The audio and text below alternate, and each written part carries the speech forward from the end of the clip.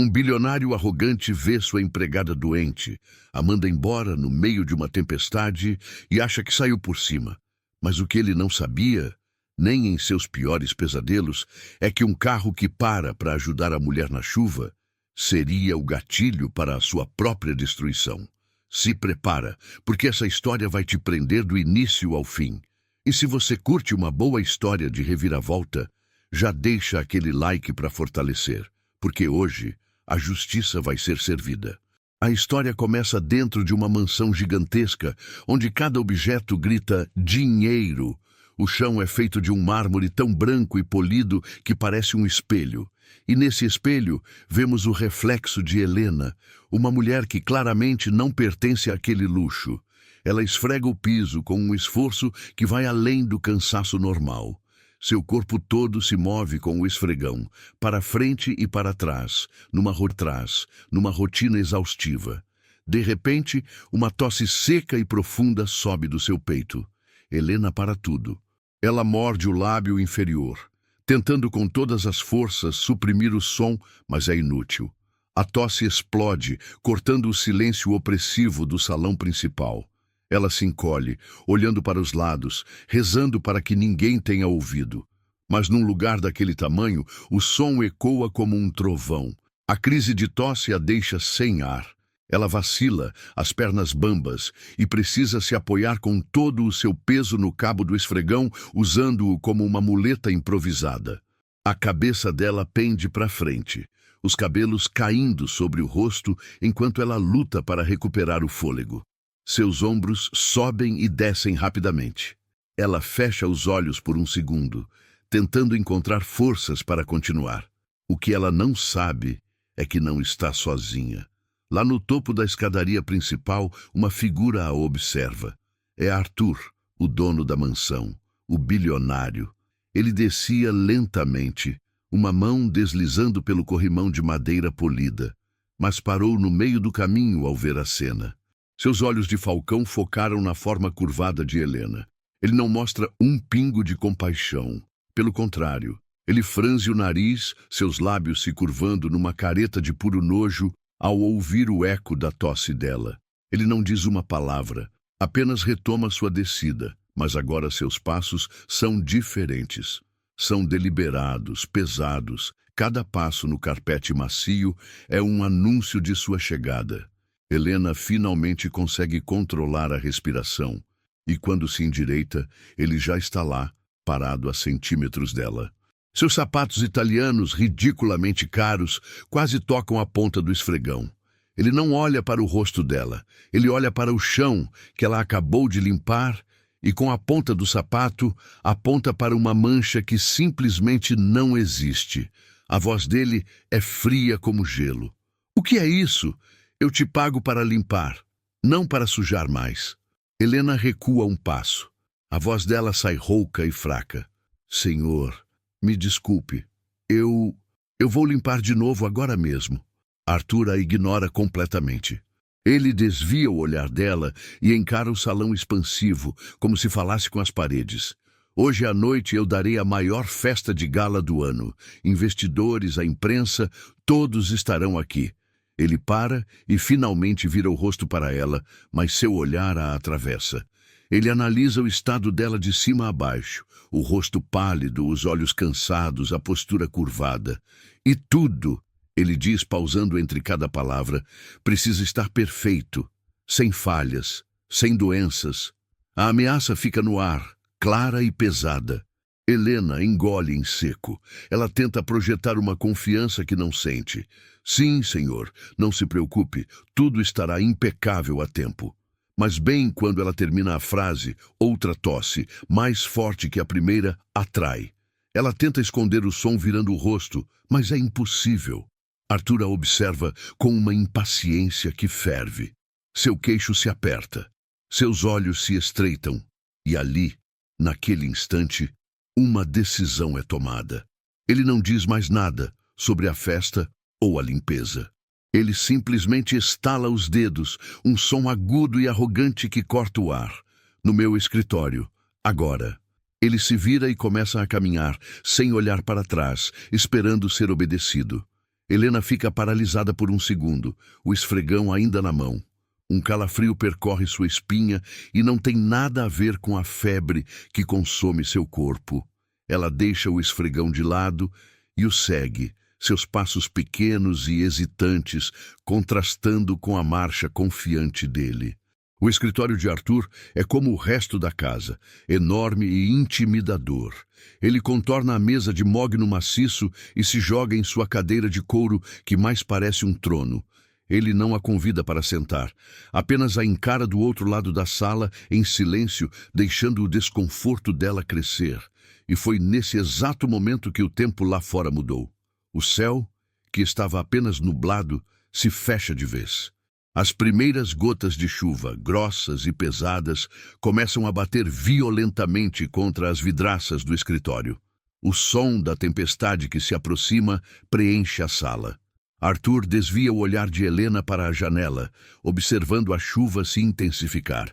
Então, ele olha de volta para ela. Um sorriso lento e cruel começa a se formar em seus lábios. Ele tinha encontrado a solução perfeita para o seu problema. Arthur encara Helena com os olhos vazios de qualquer emoção, enquanto a chuva lá fora se transforma num verdadeiro dilúvio. O som da água batendo no vidro é a única trilha sonora para o que está prestes a acontecer. A mão de Arthur se move com uma calma assustadora em direção à primeira gaveta de sua mesa. Ele não hesita. Seus dedos envolvem o puxador de prata polida e ele desliza a gaveta, que se abre sem fazer um único ruído. Lá dentro tudo é perfeitamente organizado. Canetas caras, blocos de notas, mas o olhar dele vai direto para um canto específico. Ele pinça um pequeno maço de notas, preso por um clipe de metal. Não é muito dinheiro. É quase uma esmola para um homem como ele. Ele puxa o dinheiro da gaveta e a fecha com um clique suave. Ele segura as notas por um instante, olhando de Helena para o dinheiro e de volta para Helena. E então, com um movimento rápido e desdenhoso do pulso, ele joga o maço sobre a mesa. O dinheiro desliza pela madeira envernizada e para bem na frente dela, na beirada da mesa. A voz dele corta o som da tempestade, fria e final. Pode pegar. É o seu último pagamento. Helena fica imóvel. Seus olhos piscam, saltando do dinheiro para o rosto impenetrável de Arthur. A confusão é visível em seu rosto. Sua testa se franze e ela balança a cabeça levemente, como se não tivesse ouvido direito. Ela abre a boca para falar, mas as palavras não saem. Ela olha de novo para as notas, depois para ele, tentando decifrar o que aquilo significa. A ficha simplesmente não cai. E é Arthur quem quebra o silêncio. Você está demitida. A frase é curta, uma lâmina afiada. Ele continua, sem dar a ela a chance de processar. O efeito é imediato. Quero você fora da minha casa agora. Finalmente, a voz de Helena aparece, mas é um fio, frágil por causa da doença e quebrado pelo choque. Demitida? Mas... por quê? Eu fiz algo de errado? Arthur solta uma risada curta, sem humor, uma risada que diz que a pergunta dela é ridícula. Ele se inclina para frente, apoiando os cotovelos na mesa. Eu não posso ter uma funcionária doente e incompetente perambulando pela minha casa na noite da minha festa mais importante. Você é um risco, você é uma distração, você é um problema que eu estou resolvendo. Ele se recosta na cadeira e gesticula com a cabeça em direção à janela, onde a tempestade agora ruge com força total. A sua carruagem te espera, ele diz, o sarcasmo pingando de cada palavra. Saia! Agora! O desespero finalmente atinge Helena. A realidade da situação a esbofeteia. Por favor, senhor, está chovendo muito forte. Eu não tenho para onde ir. Posso ao menos esperar a chuva diminuir? Pegar minhas coisas no meu quarto? A súplica na voz dela, a visão daquela mulher doente implorando por um mínimo de decência, não causa nele nenhuma compaixão. Pelo contrário, aquele pedido parece enfurecê-lo. A cadeira de couro de Arthur range quando ele se levanta de um salto. A velocidade do movimento dele é assustadora. Em 2 passadas largas, ele atravessa o espaço entre eles. Antes que Helena possa reagir, a mão dele dispara e agarra seu braço com uma força brutal. Os dedos dele se cravam na pele dela e um gemido de dor escapa dos lábios de Helena. Ele não se importa. Ele a puxa com um tranco violento, desequilibrando-a, e começa a arrastá-la para fora do escritório. Ela tropeça nos próprios pés, tentando acompanhar o ritmo dele. Senhor, por favor, meus documentos, minha bolsa. Ela protesta, a voz embargada pelo choro. Ele a ignora completamente, arrastando-a pelo imenso salão de mármore como se ela fosse um saco de lixo. Os poucos funcionários que estão nos corredores preparando a festa veem a cena e desviam o olhar, paralisados de medo. Ninguém ousa intervir. Ele chega até a porta principal, aquela porta enorme de madeira maciça. Com uma mão ainda segurando o braço dela com força, ele usa a outra para girar a maçaneta de latão. Ele puxa a porta. Um vendaval de chuva e vento invade o hall, molhando o tapete caro e apagando algumas velas decorativas. O ar frio da noite choca-se contra a pele febril de Helena, e então ele a empurra. Não é um empurrão leve, é um ato de violência.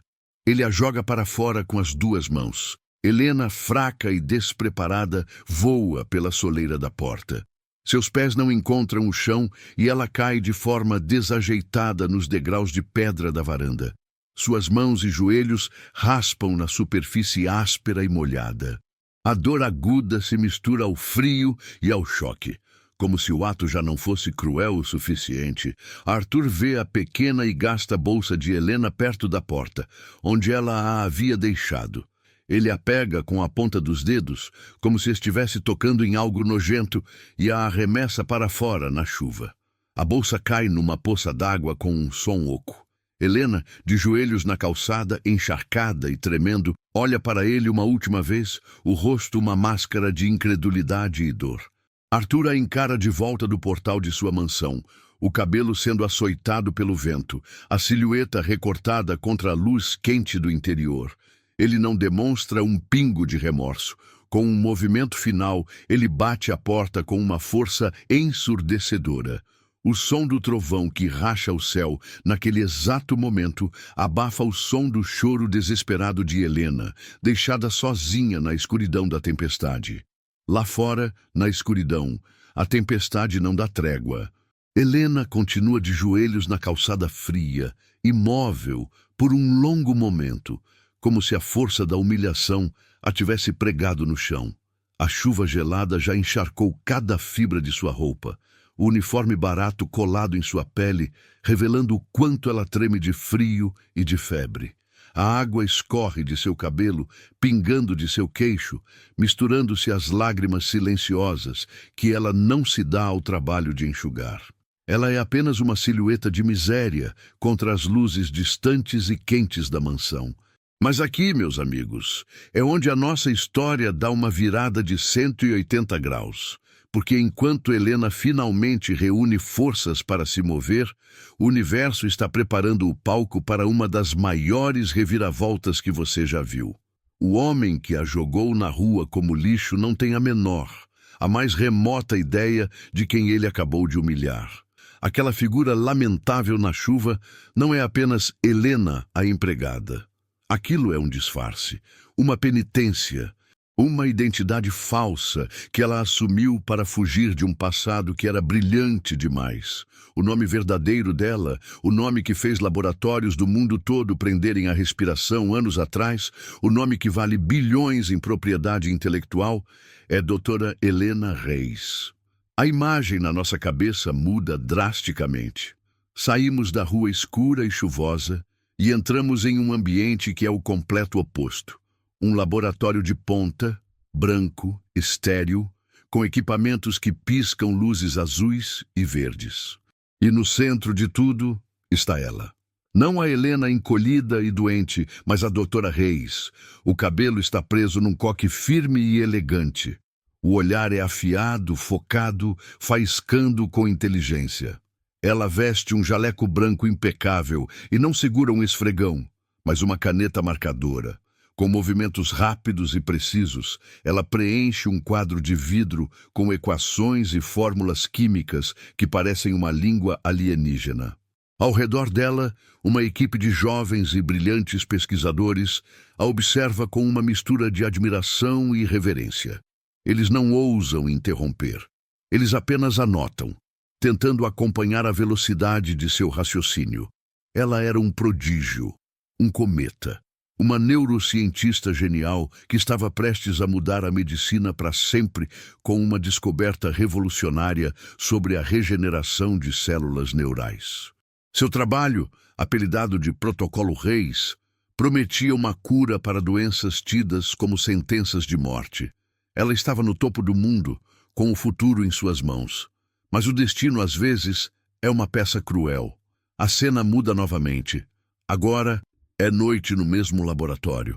A maioria dos pesquisadores já foi embora. Apenas Helena e seu colega mais próximo, um jovem e idealista cientista chamado Léo, permanecem.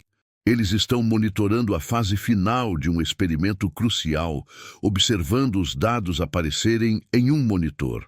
A excitação no ar é palpável. Eles estão conseguindo. De repente, um som metálico, agudo e errado, vem de uma das máquinas. Uma luz vermelha de alerta começa a piscar freneticamente no painel. Helena vê o perigo antes de Léo. Ela grita o nome dele, um aviso desesperado. Mas é tarde demais. Ouve-se uma explosão seca, um estouro de vidro pressurizado e metal se partindo. Faíscas voam. A sala é mergulhada na escuridão por um segundo antes que as luzes de emergência e os alarmes ensurdecedores disparem. Fumaça acre preenche o ambiente. Anos de pesquisa, anotações, amostras, tudo se perde em segundos. E o pior, Léo é atingido. A investigação oficial concluiu que foi uma falha catastrófica do equipamento. A culpa foi da fabricante. Ninguém culpou Helena. Mas ela não aceitou isso. Em sua própria mente, a culpa era toda dela. Ela era a líder. A responsabilidade era dela. A perda de seu amigo e de seu trabalho a quebrou por dentro.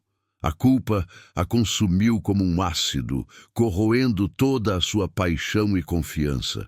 Em uma reunião fria com o conselho do instituto, ela chocou a todos. Ela se levantou e assumiu total e completa responsabilidade pelo acidente, recusando-se a culpar a máquina. Foi seu último ato oficial como doutora Reis. Dias depois, ela desapareceu. Ela foi ao seu apartamento e fez o impensável. Ela destruiu seu passado. Queimou seus diplomas, rasgou suas fotos, deletou seus arquivos. Ela se despiu de sua antiga identidade, peça por peça, até que nada restasse. Com apenas uma pequena bolsa e algum dinheiro, ela comprou uma passagem de ônibus para o destino mais longe que encontrou e simplesmente sumiu, deixando para trás um buraco no mundo da ciência. Ela buscou os trabalhos mais simples, os mais anônimos, como uma forma de punição. Limpar o chão, esfregar a sujeira dos outros, era a sua forma de se penitenciar pela genialidade que em sua cabeça havia causado tanta dor. Ela escolheu viver na obscuridade, acreditando que não merecia mais o brilhantismo de sua vida passada. O que ela não sabe, ali de joelhos na chuva, recolhendo seus poucos pertences de uma poça d'água, é que o mundo nunca parou de procurá-la. Sua teoria, o Protocolo Reis, sobrevive em fragmentos de artigos e anotações que outros cientistas tentam decifrar há anos, sem sucesso. Ela é a peça que falta. Ela é a chave. E enquanto ela tosse violentamente, o corpo tremendo sob a tempestade implacável, ela está completamente alheia ao fato de que o carro que vai mudar tudo, o carro que carrega seu passado, seu futuro e sua redenção, já está virando a esquina.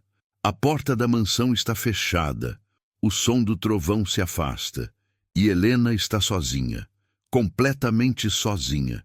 O primeiro instinto é ficar ali, de joelhos, e deixar a chuva lavar tudo.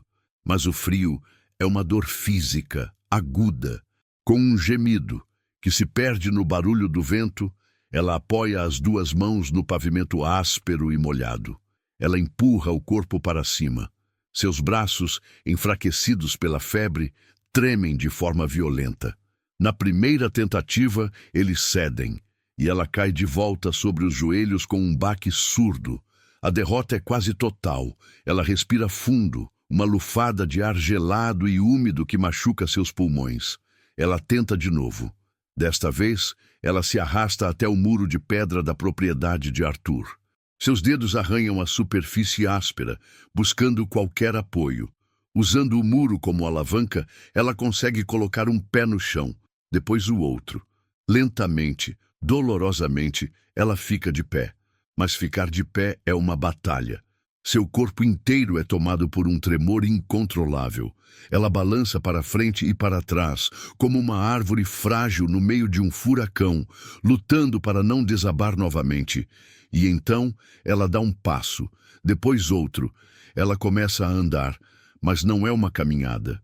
É um arrastar de pés, um esforço monumental para colocar um pé na frente do outro. Ela não tem para onde ir, não tem um destino. Ela apenas se afasta daquela porta, daquela casa, daquela humilhação. A rua é um desfile de riqueza que a insulta a cada passo. Mansões enormes, cercas elétricas, jardins perfeitamente cuidados agora sendo afogados pela tempestade. E Helena caminha no meio de tudo isso, sem um guarda-chuva, sem dignidade, com a chuva batendo em sua cabeça, escorrendo por seu rosto e encharcando ainda mais suas roupas. De repente, um par de faróis potentes corta a escuridão e a cega por um instante.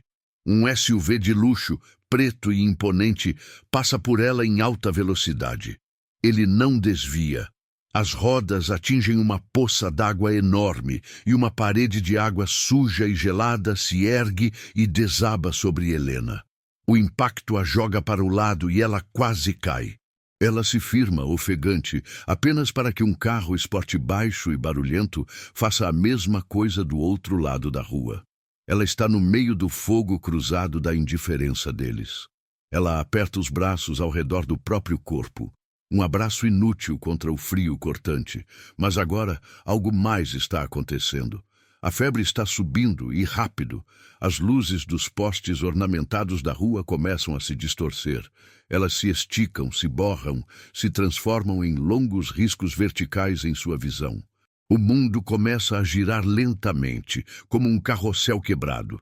Ela pisca com força, 1, 2, 3 vezes, tentando desesperadamente focar, mas a imagem só piora. Ela levanta uma mão trêmula e a coloca na testa. Sua pele está queimando, um contraste violento com o frio de seus dedos molhados. Ela se encosta no muro de pedra de outra mansão, usando-o como guia para continuar andando, mas suas pernas estão pesadas como chumbo. Seus joelhos começam a fraquejar. É o fim da linha. Suas pernas simplesmente param de obedecer. Seu corpo desliza pelo muro áspero, arranhando suas costas, e ela desaba na calçada. Não há nenhuma graça no movimento. É um colapso. Ela cai sentada, a cabeça pendendo entre os joelhos. Instintivamente, ela se encolhe, puxando os joelhos para o peito e envolvendo-os com os braços, tentando se proteger do mundo, do frio, de tudo. Ela se transforma numa bola de miséria humana, abandonada na sarjeta de um dos bairros mais ricos da cidade. As luzes da festa na mansão de Arthur brilham ao longe, um lembrete cruel da vida, da qual ela foi violentamente expulsa. Uma lágrima quente escorre e se mistura com a chuva fria em seu rosto. Ela fecha os olhos. Talvez seja mais fácil simplesmente deixar ir, desistir. É nesse momento, no ponto mais baixo de sua vida, que um som diferente penetra a névoa de sua febre. Não é o vento, não é a chuva. É o zumbido baixo de um motor, o som de pneus rolando lentamente sobre o asfalto molhado. O som se aproxima e, em vez de passar por ela com um rugido, ele para. O carro fica ali, a poucos metros dela, o motor quase silencioso. Helena nem levanta a cabeça. Deve ser um delírio. Ninguém pararia. Ninguém se importaria. Ela espera o som do carro acelerando e indo embora. Mas ele não vai. Em vez disso, ela ouve um clique suave. Um som metálico e discreto que corta o barulho da tempestade. É o som inconfundível de uma trava de porta de carro sendo liberada. Então, a porta do passageiro de trás, a porta que está exatamente ao seu lado, começa a se abrir. Ela se move lentamente, com uma suavidade mecânica. E uma faixa de luz quente e dourada, vinda do interior do veículo, corta a escuridão da noite. A luz ilumina a chuva que cai e ilumina a figura patética e encolhida de Helena na calçada. E quando você acha que a história chegou ao fundo do poço, que não há mais para onde ir além do desespero, o roteiro muda. A luz dourada que vaza do carro de luxo banha a calçada, um holofote surreal no meio da tempestade. Helena, encolhida e tremendo, é o centro daquele palco inesperado. O calor da luz é quase uma coisa física, um contraste absurdo com o frio que congela seus ossos. Por um instante, nada acontece. Apenas a luz, a chuva e a figura patética de Helena. E então, uma voz feminina, calma, mas carregada de uma preocupação que soa genuína demais para aquele lugar. Moça, você está bem? A voz corta a cacofonia da tempestade. Helena não se move. Talvez seja um delírio da febre. Talvez a humilhação tenha finalmente quebrado sua mente. A voz insiste, um pouco mais alta, mais perto. Moça, por favor, consegue me ouvir? Você precisa de ajuda. O som é real e está direcionado a ela. Com um esforço que parece consumir a última gota de sua energia, Helena levanta a cabeça. O movimento é lento, pesado, como se seu pescoço fosse feito de pedra. Seu cabelo encharcado escorre e a água pinga em seu colo. Seus olhos se abrem, mas estão vazios, vidrados, encarando a luz sem realmente ver. A febre criou um véu entre ela e o mundo. Aos poucos, a imagem começa a tomar forma. A luz do carro cria uma silhueta no banco de trás. É uma figura elegante, de postura impecável, recortada contra o interior luxuoso do veículo. Os detalhes são impossíveis de discernir. Tudo é um borrão de luz e sombra. A mulher na silhueta se inclina para fora do carro e a chuva imediatamente começa a molhar seu ombro. Ela protege o rosto com a mão e olha diretamente para Helena. A voz vem de novo. Por favor, não se mova. Eu vou te ajudar. Ela se vira para dentro do carro e diz algo que Helena não consegue ouvir. Segundos depois, a porta do motorista se abre. Um homem de terno escuro e cap sai rapidamente, dá a volta no carro e abre um guarda-chuva enorme e preto, criando um pequeno refúgio no meio do dilúvio. Só então a mulher sai do carro. Ela se move com uma graça e uma autoridade que parecem imunes à tempestade. Seu casaco caro é imediatamente salpicado pela chuva, mas ela não parece se importar. Ela ignora o motorista e o guarda-chuva e caminha os poucos passos que a separam de Helena. Sem hesitar, ela se agacha. Ela dobra os joelhos e se coloca no nível de Helena, na calçada suja e molhada. Seu rosto, agora visível, é um estudo de compaixão e urgência. Seus olhos, de um azul profundo, examinam Helena com uma intensidade quase médica. Eles procuram por ferimentos, por sinais de consciência. O rosto dela é gentil, mas há algo mais ali, uma centelha de reconhecimento, ainda fraca, lutando para vir à tona. A mulher estende a mão. É uma mão cuidada, com unhas perfeitamente feitas. Os dedos dela são gentis ao tocarem a testa febril de Helena. Com um cuidado infinito, ela afasta uma mecha de cabelo grosso e molhado que estava colada no rosto de Helena, colocando-a atrás de sua orelha para poder vê-la melhor. O toque humano, depois da brutalidade de Arthur, é um choque elétrico. Helena reage instintivamente. Ela se encolhe, se arrastando para trás, as costas raspando dolorosamente no muro de pedra. Seus olhos, antes vazios, agora se arregalam de medo. Bondade, naquele momento, parecia mais perigosa que a crueldade. Era uma armadilha, tinha que ser. A mulher, vendo a reação de pânico, recua a mão imediatamente. Ela levanta as duas mãos, as palmas para cima, num gesto universal de paz. Calma, ela diz, a voz suave como seda. Eu não vou te machucar. Eu só quero ajudar. Helena para de se arrastar, mas seu corpo continua tenso, pronto para fugir. A mulher continua agachada, paciente, deixando que Helena a observe. Ela inclina a cabeça ligeiramente para o lado e seus olhos se estreitam. Ela estuda cada traço do rosto de Helena, a linha da mandíbula, o formato do nariz, a curva dos lábios. É como se ela estivesse montando um quebra-cabeça em sua mente e as peças estivessem começando a se encaixar de uma forma impossível. Ela franze a testa. Um lampejo de dúvida, seguido por um de confusão. Ela se inclina um pouco mais, o rosto a centímetros do de Helena. E então, acontece. A confusão em seu rosto se desfaz e é substituída por uma onda de choque puro. Seus olhos se arregalam até parecerem duas luas cheias. Sua boca se abre num ó perfeito, mas nenhum som sai. É um choque silencioso, profundo, sísmico. Ela encontrou a peça final do quebra-cabeça. E a imagem que se formou era tão inacreditável que a deixou completamente sem ar. O choque no rosto da mulher elegante é total. Seus lábios se movem, mas por um segundo, nenhum som sai. Então, um sussurro escapa, quase inaudível sob o barulho da chuva, mas para Helena soa como um grito. A mulher diz um nome que não deveria existir mais, um nome que Helena enterrou sob anos de poeira e penitência. Helena, doutora Helena Reis. O nome atinge Helena como um raio. O ar é roubado de seus pulmões. Seu corpo inteiro, que antes tremia de frio e febre, fica instantaneamente rígido. É uma imobilidade sobrenatural, como se o tempo tivesse congelado apenas para ela. Seus olhos, que estavam vagos e assustados, de repente ganham um foco nítido e aterrorizado. Ela não está mais olhando para uma estranha gentil. A névoa da febre se dissipa e as peças se encaixam em sua mente com uma clareza dolorosa. O rosto. Ela conhece aquele rosto. Não da rua, não da vida real, mas de outra vida. Um rosto que ela via em pódios de conferências internacionais, em capas de revistas científicas.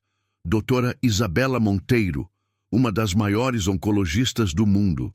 Uma lenda em seu antigo campo. A percepção da realidade é tão absurda, tão impossível, que o pânico toma conta. A fuga é seu único instinto. Não, ela consegue dizer. A voz um arranhão em sua garganta. Não, você está enganada. Meu nome não é esse. Você me confundiu com outra pessoa.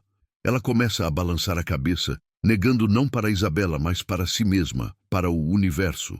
Ela tenta se arrastar para longe, para quebrar o contato visual, para voltar a ser invisível. Mas Isabela é rápida. Ela se move junto com Helena, mantendo-se agachada na frente dela, bloqueando sua rota de fuga. A gentileza em seu rosto agora dá lugar a uma certeza febril, a uma insistência que não aceita um não como resposta. Sim, é você! A voz de Isabela treme com a emoção da descoberta.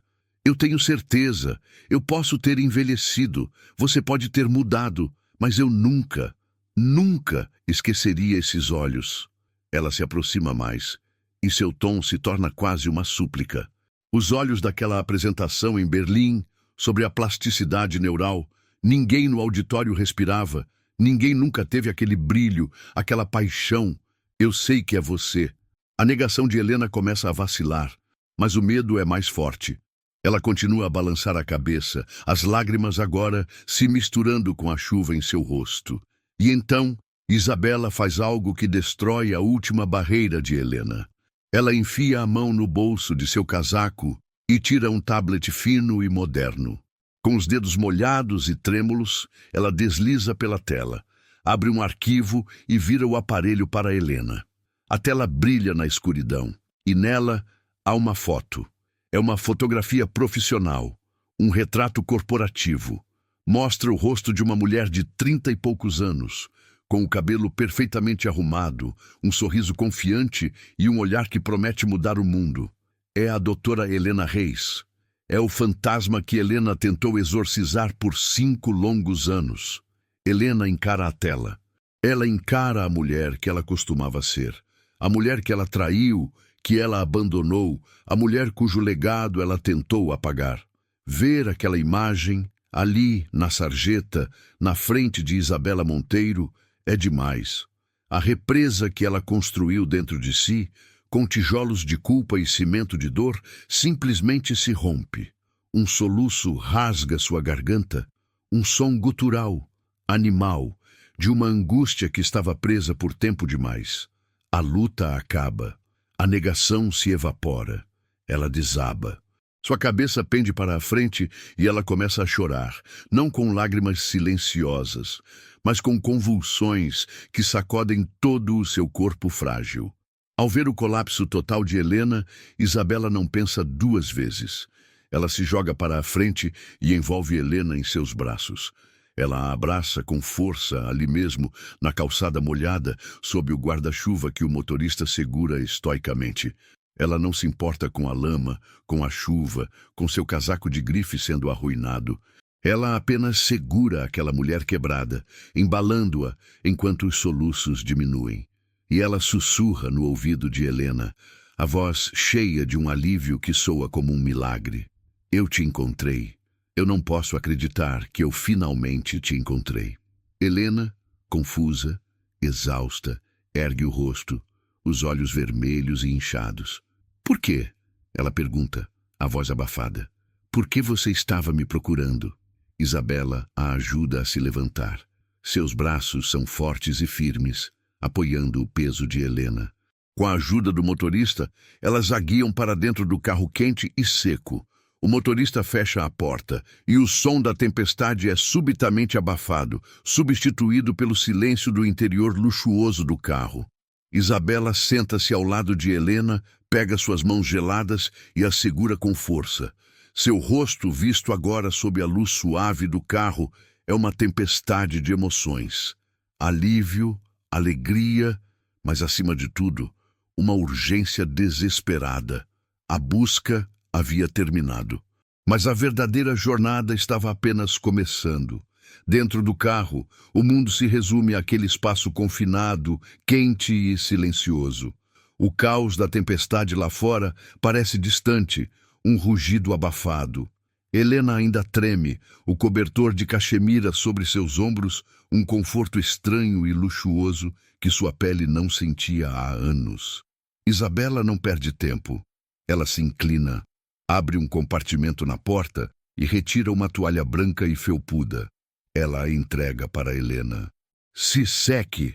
Sua voz é suave, mas carrega um tom de comando gentil. Helena obedece mecanicamente, secando o rosto e o cabelo com movimentos lentos. Isabela a observa por um momento, e então respira fundo, como se estivesse se preparando para um mergulho em águas profundas. A compostura de mulher de negócios e cientista famosa começa a se desfazer, revelando algo muito mais vulnerável por baixo. Helena, ela começa, e a maneira como ela diz o nome, com uma familiaridade dolorosa, faz Helena parar o que está fazendo. Eu preciso que você entenda. Eu não estava te procurando apenas por admiração profissional. Não era sobre sua pesquisa. Não no início. Isabela faz uma pausa e tira o celular da bolsa. Seu polegar, que antes parecia tão firme, agora treme um pouco ao desbloquear a tela. Com alguns toques rápidos, ela acessa sua galeria de fotos e vira o telefone para Helena. Na tela iluminada, há a foto de um menino. Ele não deve ter mais de 10 anos, tem o cabelo bagunçado e um sorriso tão largo e genuíno que parece iluminar o carro inteiro. Ele usa uma camisa de time de futebol e segura uma bola debaixo do braço. É a imagem da infância feliz e vibrante. Este, diz Isabela, a voz falhando pela primeira vez, é o Lucas, meu filho. Ela deixa Helena olhar para a foto, para absorver aquele sorriso, aquela vida. O silêncio no carro se torna pesado, carregado. Helena não desvia o olhar da tela. Então Isabela continua, e cada palavra parece ser arrancada de dentro dela. Há 6 meses, ele foi diagnosticado com neuroblastoma, estágio 4, um tumor agressivo. Ela para, engolindo em seco. Nós tentamos de tudo, Helena, tudo. Os melhores hospitais, tratamentos experimentais nos Estados Unidos, na Alemanha, quimioterapia, radioterapia, tudo o que o dinheiro e a ciência moderna podem oferecer. Ela desliga a tela do celular e o coloca de lado, como se não suportasse mais olhar para a imagem do filho. Ela se vira para Helena, o rosto uma máscara de angústia controlada. Nada funcionou. O tumor continua crescendo. 3 semanas atrás, os médicos me disseram para levá-lo para casa. Disseram que não há mais o que fazer, que deveríamos aproveitar os meses que nos restam. As palavras meses que nos restam pairam no ar como uma sentença de morte.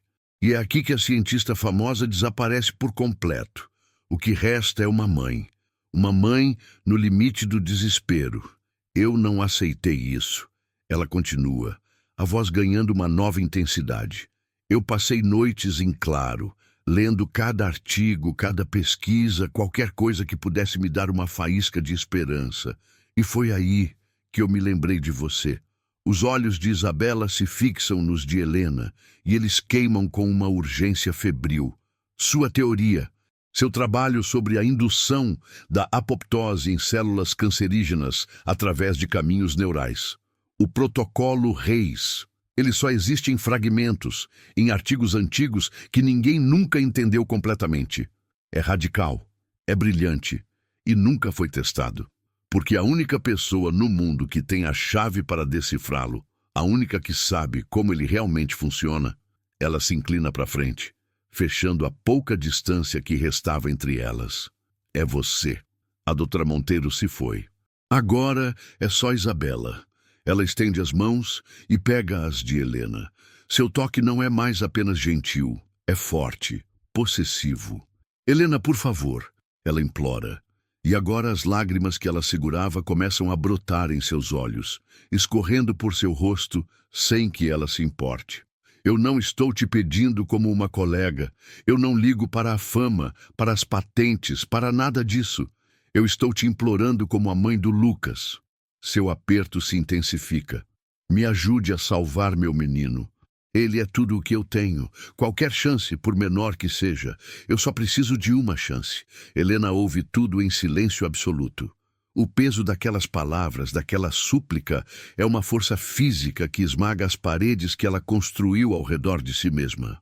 A culpa paralisante que ela carregava pelo acidente, pela perda de seu amigo, agora colide com a possibilidade de uma redenção tão profunda e significativa que é quase assustadora. Seu olhar vai do rosto banhado em lágrimas de Isabela para o celular escuro, onde momentos atrás sorria um menino que estava morrendo. Naquele rosto, ela não vê apenas o filho de Isabela. Ela vê o reflexo de seu próprio passado, de seu fracasso, mas também de um propósito, uma razão para a sua genialidade existir. A cientista dentro dela, a mulher que ela tentou matar, desperta. Uma longa pausa se instala no carro. O único som é o da chuva e da respiração entrecortada de Isabela. Helena lentamente retira uma de suas mãos das de Isabela. Ela pega o celular, ela o liga e encara o sorriso de Lucas mais uma vez. Ela fecha os olhos por um momento. Quando os abre novamente, a vítima desapareceu. A fugitiva não existe mais. Em seu lugar, há uma calma fria, uma resolução de aço. Ela não diz uma palavra. Ela apenas olha para Isabela e balança a cabeça lentamente. Um único aceno, para cima e para baixo. Sim, e então uma lágrima solitária escorre pelo seu rosto. Mas esta não é uma lágrima de dor, é uma lágrima de propósito. A doutora Helena Reis estava de volta ao jogo. O aceno de cabeça de Helena muda tudo. A atmosfera dentro do carro se transforma instantaneamente. A súplica desesperada no rosto de Isabela se dissolve. E em seu lugar surge uma determinação de aço, a de uma general que acaba de receber o reforço que precisava para virar a guerra. Ela enxuga as lágrimas com as costas da mão, um gesto rápido, quase irritado, como se a vulnerabilidade fosse uma luxúria que ela não podia mais se permitir. Ela se inclina para a frente, apertando um botão no intercomunicador que a conecta com o motorista. A voz dela, quando fala, está irreconhecível. Não é mais a voz da mãe em prantos. É nítida, precisa e fria. Jorge, continue para o nosso destino original. Estamos prontas. A resposta abafada do motorista, sim, doutora Monteiro, é imediata. Com uma suavidade que desmente a potência do motor, o carro de luxo começa a se mover, deslizando pela rua escura e chuvosa. O movimento tira Helena de seu transe. Ela olha pela janela lateral, mas só vê as luzes borradas das outras mansões passando. Ela se vira para Isabela, a confusão estampada em seu rosto. Para onde estamos indo? Para o seu laboratório? Um hospital? Isabela não responde imediatamente. Ela apenas encara a estrada à frente, o queixo erguido. O carro continua seu trajeto virando em uma rua, depois em outra. O silêncio se estica e uma nova forma de ansiedade começa a crescer no peito de Helena. Ela olha pela janela novamente e seu coração para. Ela reconhece aquela árvore, um carvalho antigo e imponente no jardim de uma das casas. Ela reconhece o desenho do portão de ferro forjado da propriedade seguinte. Um calafrio de puro horror percorre sua espinha. Não pode ser. É um pesadelo. Uma coincidência terrível. O carro começa a diminuir a velocidade. E então ela vê, inconfundível, iluminada contra a noite escura, a fachada da mansão de Arthur. A música abafada pode ser ouvida mesmo através do vidro, à prova de som. Valetes com guarda-chuvas pretos correm de um lado para o outro, atendendo os convidados que chegam em seus carros caríssimos. O estômago de Helena se revira. A bile sobe por sua garganta. A ficha cai com a força de uma bigorna. Não, ela sussurra, a voz falhando. O sussurro se transforma num gemido de pânico. Não, não, não, não! Aqui não! Sua respiração fica curta, rápida. Seus olhos disparam pela cabine do carro, procurando uma rota de fuga. Sua mão se move em direção à maçaneta da porta, um movimento espasmódico e desesperado de um animal enjaulado. Ela se vira para Isabela, o rosto uma máscara de pânico absoluto. Por favor, aqui não. Eu não posso entrar aí. Ele acabou de me jogar para fora daqui. Eu não posso. Me tira daqui, por favor. Vamos embora. Ela está prestes a tentar abrir a porta, mas a mão de Isabela dispara e segura seu braço. O aperto é firme, inabalável. Helena, olhe para mim. A voz de Isabela é baixa, mas corta o pânico dela como uma faca. Respire. Helena a encara, os olhos arregalados de terror, o peito subindo e descendo freneticamente. Isabela espera até que o olhar de Helena se fixe no seu. Eu sou a palestrante de honra desta noite, ela diz, cada palavra pesada e deliberada. Este evento, esta festa, é um leilão de caridade para arrecadar fundos para pesquisa médica avançada. A ironia brutal da situação paira no ar, espessa e sufocante. Isabela continua, seu olhar nunca se desviando do de Helena. O anfitrião, nosso querido Arthur, se orgulha de ser um grande filantropo, um patrono das ciências. Ele adora investir em mentes brilhantes. Um pequeno sorriso, frio e perigoso, toca os cantos dos lábios de Isabela. Ela se inclina mais perto, a voz agora um sussurro conspiratório. E esta, minha cara doutora Reis, é a oportunidade mais perfeita que o destino poderia nos dar. O carro para suavemente em frente à entrada principal. O motorista desliga o motor. Isabela aperta levemente o braço de Helena. Você não vai entrar por aquela porta como a empregada que foi humilhada. Você não vai entrar de cabeça baixa. Seu olhar é uma chama. Você vai entrar ao meu lado, como a genial doutora Helena Reis, a mulher que pode salvar o meu filho. Você não é a convidada dele. Você é a minha. E esta noite nós vamos tomar o palco dele. Helena encara Isabela. A audácia do plano a deixando sem palavras. O medo ainda está lá, um nó gelado em seu estômago, mas agora há algo mais se misturando a ele. Uma faísca, uma brasa de fúria que ela pensou ter se apagado há muito tempo. Ela olha para a porta imponente da mansão, o lugar de sua maior humilhação. Do lado de fora, o motorista já abriu a porta para Isabela segurando um guarda-chuva. Mas Isabela não se move.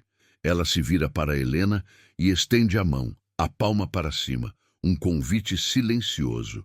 É uma escolha. Ficar no carro e fugir, ou sair e enfrentar o monstro em sua própria toca. Helena fecha os olhos. Ela respira fundo, uma lufada de ar que parece queimar seus pulmões. E então, ela os abre. Ela levanta a mão trêmula e a coloca na de Isabela. O aperto é firme. Juntas, elas saem do carro para a noite chuvosa e para o campo de batalha que as espera. Elas estão paradas ao lado do carro, a chuva e o vento criando um caos ao redor do pequeno santuário do guarda-chuva. Mas a mente de Isabela já está 3 passos à frente. Ela não solta a mão de Helena. Em vez disso, ela se vira para o motorista, o leal Jorge, e sua voz corta o barulho da tempestade com a precisão de um bisturi. Jorge, a minha mala de viagem preta, no porta-malas, agora. Jorge, que parece ter sido treinado por uma agência de inteligência, não questiona, não hesita. Ele apenas assente uma vez, se move com uma eficiência silenciosa para a traseira do carro, abre o porta-malas eletrônico e retira uma mala de bordo preta, rígida e cara. Ele a traz para o lado delas e abre a porta do carro novamente. Isabela guia Helena de volta para dentro do veículo. É uma retirada estratégica. Elas não estão fugindo, estão se rearmando. Jorge coloca a mala no assento ao lado delas, fecha a porta com um clique sólido e retorna para o seu posto na frente, dando a elas total privacidade. A luz interna do carro transforma o veículo numa espécie de camarim de emergência. Isabela deita a mala no assento. Os fechos de metal se abrem com 2 cliques satisfatórios. A tampa se levanta e revela o arsenal. Um interior perfeitamente organizado, com roupas de grife em capas protetoras, sapatos em sacos de veludo e acessórios em compartimentos específicos. O olhar de Isabela varre as opções com a velocidade de um supercomputador. Ela ignora um vestido de lantejoulas chamativo, passa por um de seda vermelha e seus dedos param sobre uma peça escura e sóbria. Ela declara, a voz final. Ela puxa o vestido. É de um azul marinho tão escuro que parece preto, de mangas compridas, tecido pesado, corte impecável. Simples, mas que grita poder e elegância. Junto com ele, ela retira um par de sapatos de salto alto, pretos, clássicos e letais.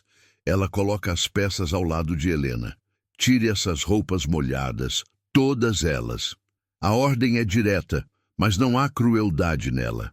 É a voz de uma comandante preparando seu soldado para a batalha. Helena, por um segundo, hesita. A ideia de se despir ali, mesmo na privacidade do carro, parece surreal. Mas então ela olha nos olhos de Isabela, vê a chama que queima ali e sua hesitação se evapora. Com os dedos ainda um pouco trêmulos, ela começa a desabotoar o uniforme úmido e sem graça. Ela se livra da roupa, que cai no chão do carro como uma pele de cobra abandonada.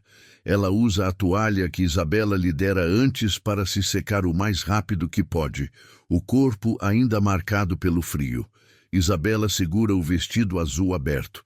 Helena desliza para dentro dele. O tecido é pesado, liso, e a sensação contra sua pele é a de uma armadura sendo vestida. Ela se vira e Isabela sobe o zíper nas costas com um movimento rápido e eficiente. Em seguida, os sapatos.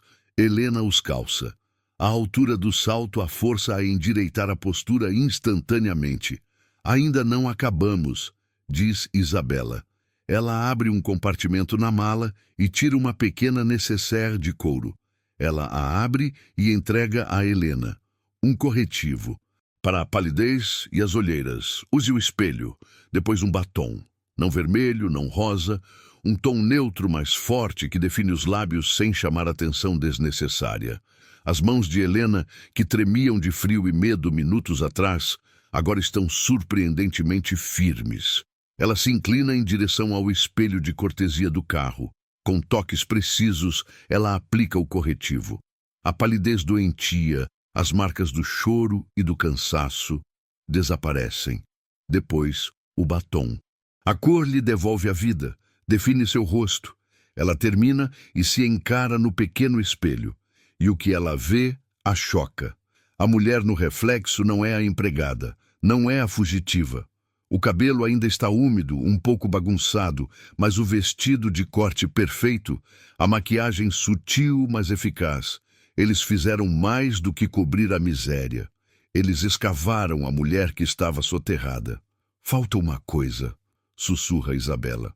Ela se inclina e tira algo de sua própria bolsa. É um colar. Uma corrente de prata fina, delicada, com uma única pérola branca, pequena e perfeita. Permita-me. Isabela se move para trás de Helena e fecha o fecho do colar em seu pescoço. O metal frio toca a pele de Helena e é o toque final. A coroação. Agora, diz Isabela, sentando-se de volta. Olhe-se. Helena se vira para o espelho novamente. Ela vê o quadro completo. O vestido, os sapatos, a maquiagem, o colar, e algo acontece. Não é um pensamento, é uma reação física observável. Seus ombros, que carregaram o peso da culpa por 5 anos, que se curvaram sob o peso da humilhação, lentamente se endireitam. Sua coluna se alinha. Seu queixo, que estava sempre baixo, se ergue. E seu olhar encontra o dela no espelho. A vítima se foi. O medo ainda está lá em algum lugar profundo, mas agora ele está enjaulado. Na superfície há uma nova expressão, uma expressão fria, analítica, focada. É a expressão da doutora. Helena Reis se preparando para analisar um problema complexo. E o problema, esta noite, era Arthur. Ela não era mais a ovelha sendo levada para o abate. Ela era o lobo, vestida em pele de ovelha de grife, voltando para a toca do caçador. Ela estava pronta. E agora, a cena que estávamos esperando. O momento em que o castelo de cartas do bilionário começa a tremer. Se prepare, porque a entrada delas é uma obra de arte. Dentro da mansão, a festa está no auge. O som de risadas forçadas, conversas sobre ações e o tilintar constante de taças de champanhe criam uma sinfonia da arrogância. No centro de tudo, em um pequeno palco elevado, está Arthur. Ele segura um microfone com uma mão e uma taça de cristal com a outra. O corpo relaxado, o sorriso largo. Ele é o rei, e esta é a sua corte. Ele se banha na adulação de seus convidados, todos pendurados em cada palavra que ele diz. Ele leva o microfone aos lábios e sua voz untuosa ecoa pelos alto-falantes embutidos. Meus caros amigos, parceiros, é uma honra recebê-los na minha casa esta noite. Ele faz uma pausa para um gole teatral de sua bebida. Muitos aqui hoje celebram o sucesso, e com razão. Mas eu digo que o verdadeiro sucesso, ele se inclina para a frente confidencialmente, não está no que já conquistamos, mas em investir no futuro, em ter a visão de empurrar os limites do que é possível. O discurso é pomposo, ensaiado, e a plateia de bajuladores acena com a cabeça em aprovação. Ele ergue a taça, o gesto grandioso. E é por isso que a minha verdadeira paixão, o meu maior compromisso, é encontrar e financiar as mentes mais brilhantes da nossa geração, os verdadeiros pioneiros, aqueles que têm a coragem de sonhar e a genialidade para mudar o mundo. E é nesse exato instante, com as palavras mentes mais brilhantes ainda pairando no ar, que o universo decide que a ironia precisa de um palco. Um som alto e definitivo ecoa pelo salão. Não é uma batida. É o som das duas enormes portas de madeira da entrada principal sendo abertas. Não por um convidado, mas por dois funcionários, que as abrem simultaneamente, para dentro com uma precisão cerimonial. Elas se escancaram, revelando a noite escura e chuvosa como uma moldura. O efeito é imediato. As conversas param no meio da frase. As cabeças se viram em uníssono. Um silêncio em cascata se espalha pelo salão, enquanto centenas de pares de olhos se fixam na entrada, esperando a chegada de algum magnata ou celebridade atrasada. Arthur em seu palco para o discurso, um pouco irritado pela interrupção, mas sorri, pronto para saudar quem quer que seja. Da escuridão, uma silhueta emerge para a luz. É a doutora Isabela Monteiro. Sua reputação a precede. Um murmúrio de reconhecimento e respeito percorre a sala. Ela caminha com uma confiança calma, uma rainha entrando em seu território. E então os convidados percebem. Ela não está sozinha. De braços dados com ela, caminhando no mesmo ritmo, está outra mulher. Uma mulher que ninguém ali reconhece. Uma mulher de uma beleza serena, vestida num elegante e discreto vestido azul marinho, com uma postura que desafia a gravidade. Do palco, Arthur semicerra os olhos. Ele reconhece Isabela, claro. Era sua convidada de honra. Mas a mulher ao seu lado... Quem é ela? Ele vasculha sua memória, seu catálogo mental de rostos importantes. A mulher é uma incógnita. Há algo vagamente familiar nela, uma sombra de algo, mas ele não consegue identificar. Não pode ser. E então elas dão mais alguns passos para dentro do salão, para a luz plena dos lustres de cristal, e a mente de Arthur para de funcionar. O sorriso em seu rosto não desaparece. Ele congela. Fica preso ali. Uma máscara de alegria grotesca que não combina mais com seus olhos. Seus olhos que agora estão arregalados, porque debaixo do vestido caro, por trás da maquiagem sutil e da postura real, é ela, é a empregada, é Helena. A realização não vem suavemente, é um soco no estômago, um raio que frita todas as suas sinapses. Por puro reflexo, ele tenta tomar um gole de sua champanhe, mas sua garganta se fecha. Ele engasga. Um pequeno som de tosse escapa pelo microfone, um som patético que ecoa pelo silêncio mortal do salão. O sangue some de seu rosto. O bronzeado caro, a aparência saudável, tudo se esvai, deixando para trás uma palidez de cera, doentia. A mão que segura a taça começa a tremer. E o líquido dourado balança perigosamente. Os convidados, sentindo o drama, começam a cochichar. Quem é ela? O que está acontecendo com o Arthur? Eles apontam discretamente. Os rostos uma mistura de curiosidade e confusão. Mas Isabela e Helena não dão atenção a ninguém. Elas agem como se Arthur fosse invisível, como se os outros convidados fossem meros figurantes. Elas não olham para ele. O olhar delas está fixo à frente, e elas começam a caminhar. Elas se movem em uma linha reta e deliberada através da multidão, que se abre naturalmente para dar passagem. O destino delas é claro e inequívoco. O palco de Arthur. Ele apenas assiste, paralisado. Seu cérebro grita, tentando reconciliar a imagem da criatura patética e encharcada que ele humilhou e jogou na rua com a da deusa imponente que agora marcha em sua direção. Não faz sentido. É um erro na matriz. Ele está preso num pesadelo acordado. E o pesadelo está usando saltos altos e se aproximando a cada segundo. Elas chegam à base do pequeno palco. Helena, pela primeira vez, levanta o olhar e o encara. Não há medo ali. Não há ódio, apenas um vazio frio e calculista. E com uma calma aterrorizante, ela sobe o primeiro degrau. E agora, a hora da vingança.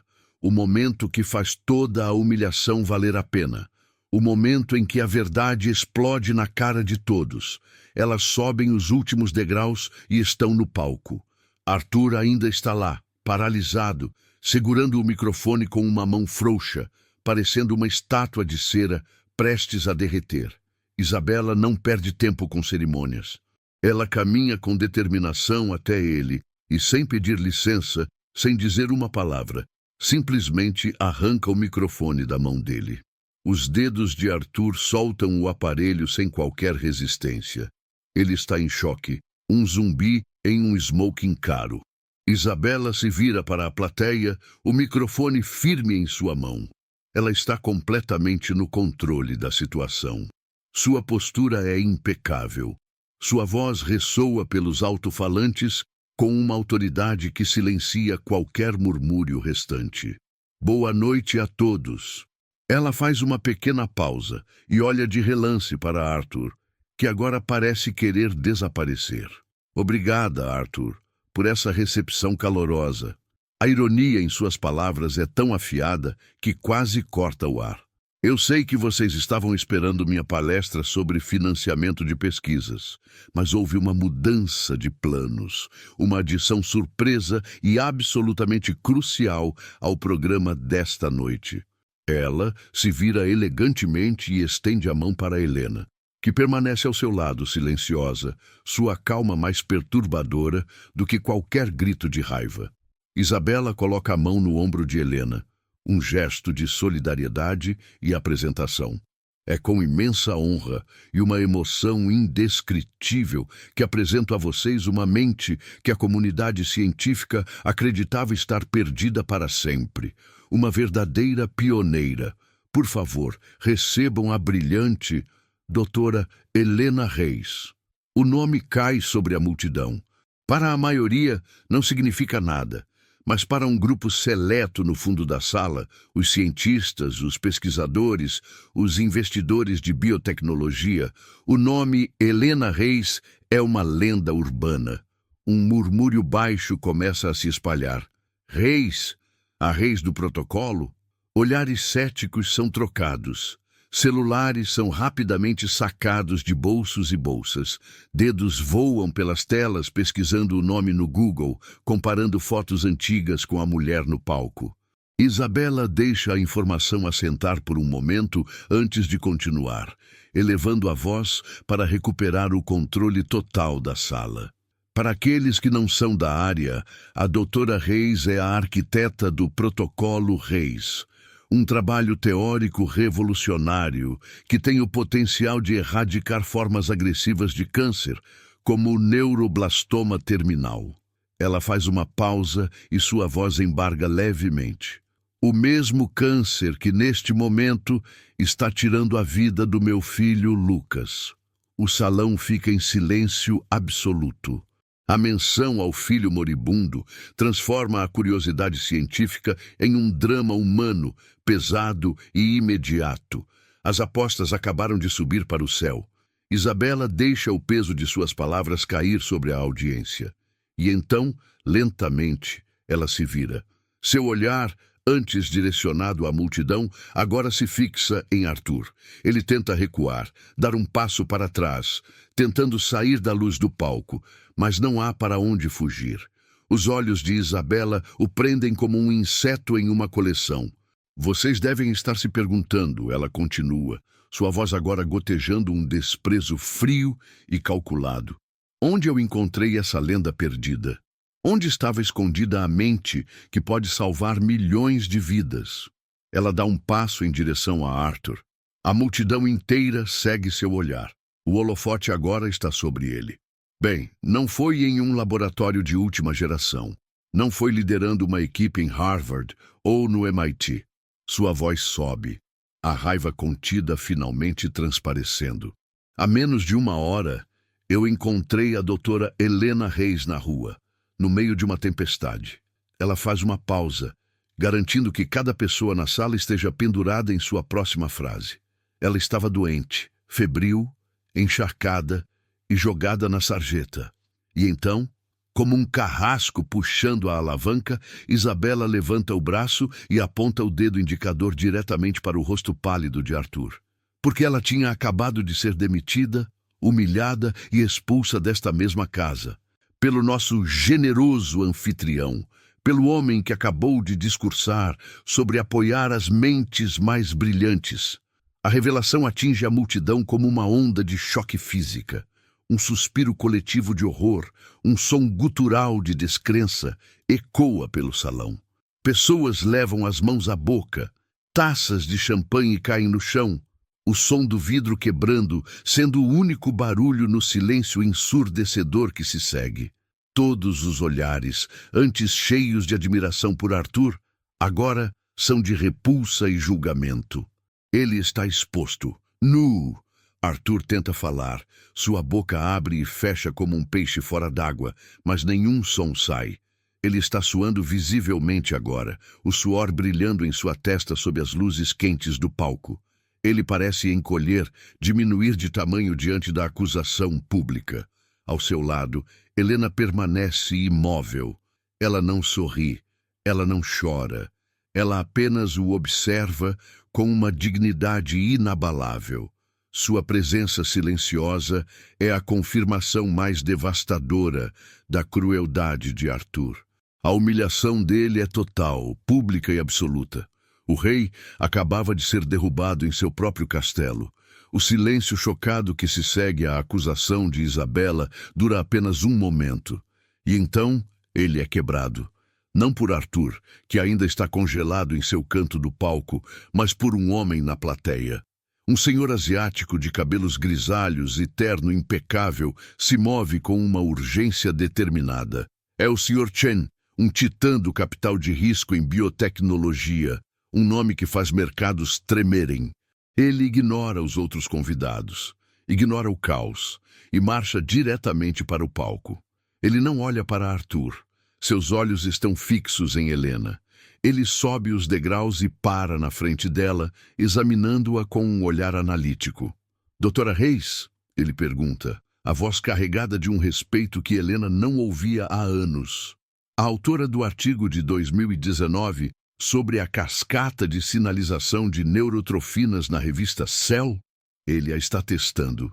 Precisava da confirmação. Helena ergue o queixo e o encara. Sua voz, quando finalmente fala, é a voz da cientista, não da vítima. É clara, firme e ressoa com uma autoridade inata. Sim, Sr. Chen, fui eu. É tudo o que ele precisava ouvir. A confirmação acende uma fúria fria em seus olhos. Ele se vira como um predador e seu corpo inteiro agora está direcionado a Arthur. Arthur, ele diz, e sua voz, embora não seja um grito, ecoa pelo salão. Nosso acordo de 50 milhões de dólares para o novo fundo de investimento em biotecnologia. Aquele que íamos assinar amanhã. Ele faz uma pausa, garantindo que todos estejam ouvindo. Considere-o desfeito, terminado. Eu não invisto em fraudes e não faço negócios com monstros. A declaração pública do Sr. Chen é a primeira pedra da avalanche. É a permissão que todos os outros estavam esperando. Uma mulher alta e loira, CEO de uma grande empresa farmacêutica, que antes ria das piadas de Arthur, agora o encara do outro lado da sala, balança a cabeça em negação e vira-lhe as costas ostensivamente. Dois irmãos, conhecidos por suas aquisições hostis, que estavam discutindo uma parceria com Arthur, agora se agrupam, cochichando furiosamente e ignorando completamente os olhares desesperados de Arthur. A reação em cadeia é instantânea e brutal. O som predominante na sala não é mais de música ou conversa, mas o zumbido de dezenas de celulares sendo usados ao mesmo tempo. A reputação de Arthur, cuidadosamente construída ao longo de anos, está sendo desmantelada em tempo real, via 4G. Cancele a reunião com a Arthur Corp. Venda tudo o que temos das ações dele agora. Não me importa o prejuízo, venda. Você não vai acreditar no que Arthur acabou de fazer.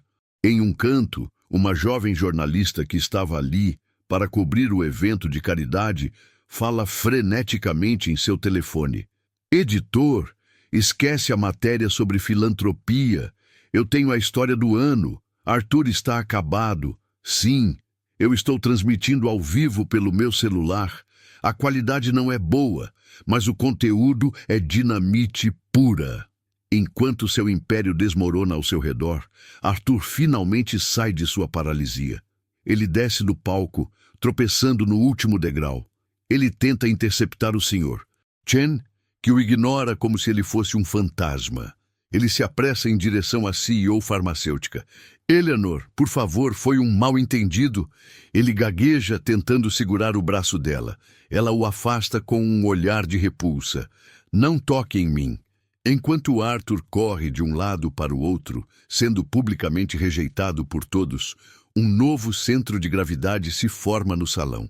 A multidão, antes focada em Arthur, agora se agrupa em torno de Helena e Isabela. Eles não são mais párias no palco. São o epicentro do poder. O Sr. Chen aperta a mão de Helena. Doutora, seu trabalho é genial. Precisamos conversar. A CEO farmacêutica se aproxima. Doutora Reis, minha empresa adoraria financiar seu laboratório. Qualquer coisa que você precisar. Cartões de visita são oferecidos. Propostas são feitas ali mesmo. Arthur assiste a tudo, impotente. Ele vê as oportunidades, os contratos, o respeito, tudo o que era dele, sendo transferido para a mulher que ele havia jogado na chuva. A festa que ele planejou para se coroar como rei da filantropia se tornou o palco de sua própria execução pública. Ele está sozinho, uma ilha de desespero no meio do salão que ele mesmo decorou para celebrar sua grandeza. A reputação dele virou pó em menos de 10 minutos. E se você está amando essa reviravolta tanto quanto eu, se está torcendo pela vingança de Helena, então não se esqueça de se inscrever no canal e ativar o sininho para não perder nenhuma de nossas histórias. Porque o ato final, o golpe de misericórdia que vai selar o destino de Arthur, está chegando agora. E agora o checkmate. O golpe final, que não é dado com raiva, mas com a arma mais letal de todas, a indiferença. Enquanto Arthur se afoga em sua própria ruína, um novo universo se forma ao redor de Helena. O Sr. Chen, Isabela e a CEO farmacêutica, Eleanor, criam um círculo de poder ao redor dela, isolando-a do caos. Não há tempo a perder. O Sr. Chen é o primeiro a falar, sua voz baixa e direta. Doutora Reis, não vamos perder tempo com formalidades. Nós três. Ele gesticula para si mesmo, Isabela e Eleanor. Temos o capital, a infraestrutura e a vontade para construir um instituto de pesquisa para você. Do zero, o nome que você quiser, as regras que você ditar. Eleanor, a CEO, acrescenta imediatamente, o olhar fixo em Helena. O orçamento não será um problema. Considere-o ilimitado. Você pode começar a recrutar sua equipe amanhã, os melhores do mundo. Nós os traremos, não importa o custo. Nossos laboratórios de ponta estão à sua disposição a partir de agora.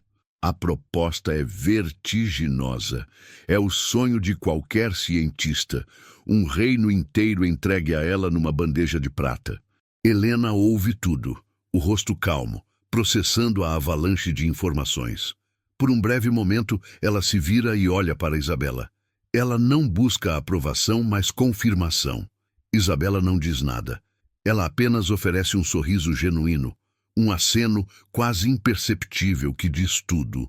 A escolha é sua. Eu estou aqui por você. Não importa o que decida. Aquilo era a única coisa que Helena precisava. Ela se vira de volta para o Sr. Chen e para Eleanor.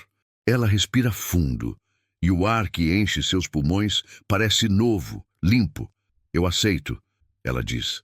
As duas palavras são simples, mas carregadas com o peso de um juramento. Elas selam o acordo. Um novo futuro acaba de nascer ali, no meio da festa que virou velório. Vendo seu último pingo de relevância desaparecer, vendo o futuro sendo construído sem ele, Arthur entra em pânico total. Ele faz um último e patético esforço. Ele empurra um convidado que saía, tropeça e invade o círculo de poder. Seu terno está amarrotado, o cabelo grudado na testa suada, o rosto contorcido numa máscara de desespero. Helena, ele clama, a voz esganiçada, irreconhecível. Por favor, me escute. Ele se aproxima, as mãos estendidas como um mendigo. Me perdoe, eu fui um idiota, um monstro. Eu não sei o que deu em mim. As palavras jorram dele, uma torrente de autodepreciação barata. Eu cometi um erro terrível. Me dê só uma chance de consertar as coisas. Eu financiarei tudo, o instituto. Eu dou o dobro do que eles oferecerem, o triplo, por favor. Helena, que estava de costas para ele, se vira lentamente e, finalmente, o encara de frente. Ele para de falar, esperando um grito, uma acusação, qualquer coisa. Mas ele não recebe nada disso. Os olhos de Helena o percorrem de cima a baixo, mas não há raiva neles, não há ódio, não há nem mesmo a satisfação da vitória. Há um vazio absoluto e aterrorizante. Ela o olha com a mesma expressão que se dá a uma cadeira fora do lugar, a uma mancha na parede. Uma expressão de total e completa indiferença. Para ela, ele já não existe. Ele foi rebaixado de vilão a um objeto irrelevante no seu campo de visão. E então ela desfere o golpe final. Ela não diz uma palavra, não gasta uma caloria de sua energia com ele. Ela simplesmente vira as costas no meio da súplica dele, toca levemente o braço de Isabela e diz, a voz baixa e clara, vamos? Aquele ato, aquela demissão silenciosa, é mais brutal do que qualquer grito. É a anulação completa de sua existência. Arthur fica ali, de boca aberta, as palavras morrendo em sua garganta. Isabela assente para Helena e as duas mulheres se afastam lado a lado. A multidão se abre para elas mais uma vez, mas agora é com reverência. Elas caminham com passos firmes e sincronizados em direção à saída, sem olhar para trás uma única vez. Do lado de fora, a chuva parou. O ar está limpo. Jorge, o motorista, já está esperando com a porta do carro aberta. Helena e Isabela entram, não como vítima e salvadora, mas como parceiras, iguais. A porta se fecha. O carro se afasta da calçada suavemente, levando consigo a doutora Helena Reis e seu novo futuro. Um futuro onde o filho de Isabela agora tem uma chance real de viver. A câmera permanece em Arthur. Ele continua parado no mesmo lugar, enquanto os últimos convidados fogem de sua festa como ratos de um navio que afunda. A equipe de garçons e funcionários começa a limpeza ao seu redor, desmontando as mesas, recolhendo os copos, apagando as luzes, indiferentes à sua presença. O plano final da história é um plano aberto.